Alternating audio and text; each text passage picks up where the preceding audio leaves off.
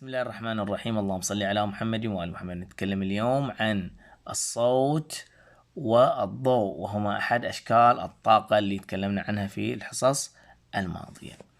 في البداية خلينا نعرف ما هو الصوت وكيف ينتج.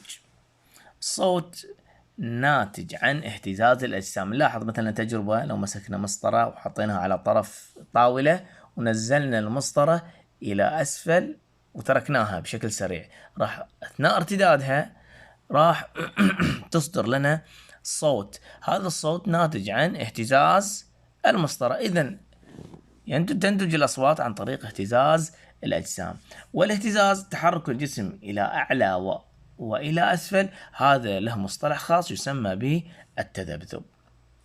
الآن سؤال: كيف ينتقل الصوت إلى آذاننا من المصدر إلى أذني؟ شلون نوصل الصوت إلى أذني؟ خلينا ناخذ مثال بسيط. لو كان عندنا مثلا جرس، مثل جرس المدرسة. جرس المدرسة إذا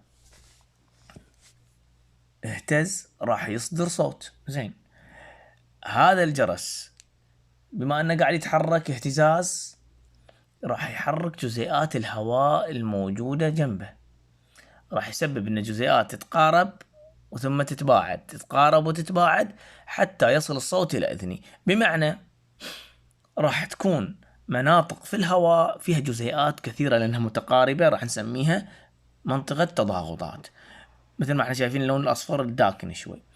النقط المتباعدة هذه لأن تباعدت الجزيئات عن بعضها راح نسميها تخلخلات. إذن بسبب اهتزاز الجرس أدى إلى تكون منطقتين في الهواء محيطة فيه، منطقة فيها جزيئات كثيرة نسميها تضاغطات، ومنطقة فيها جزيئات قليلة تسمى تخلخلات. الآن هذه التضاغطات والتخلخلات راح تمشي في الهواء لين تصل إلى إذني. طبعا هي تمشي في الهواء راح تحمل معاها الطاقة الصوتية، وهذا يفسر لنا ليش احنا نسمع مثلا صوت المؤذن في جميع الاتجاهات. يعني حتى لو كنا احنا خلف المسجد والمكبرات في الامام احنا راح نسمع الصوت، لان هذا اهتزاز الجزيئات على في جميع الاتجاهات بالنسبة الى الصوت. زين، الان نشوف الموجة الصوتية. الموجة الصوتية اللي هي قلناها قبل شوية، التضاغطات والتخلخلات اللي تنتقل خلال الهواء.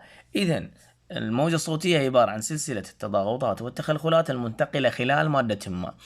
يعني هذه اللي هو مثلا هذه التجربة أجروها العلماء على كأس زجاجي وعرضوا له مجموعة مختلفة من الموجات الصوتية. وش اللي صار؟ أن الموجات الصوتية إذا تصطدم بجسم تخلي الجسم يهتز، وبعض الأحيان إذا كانت الموجات عالية قد تؤدي إلى تكسير مثلا زي الزجاج. عشان كذا احنا نشوف بعض المباني القريبة من المطارات والقطارات، نشوف المباني تكون متصدعة نوعا ما، وهذا يقودنا إلى شيء، إن الأصوات العالية جدا قد تسبب